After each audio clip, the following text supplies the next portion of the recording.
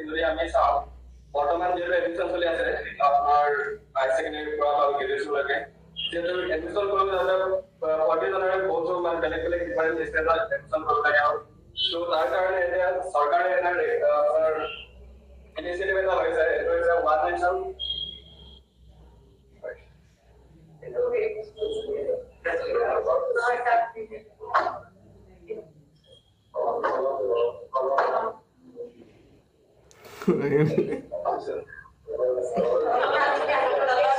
Eto.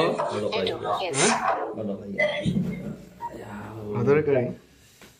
Yalah, ada office lah, ada orang minus ke.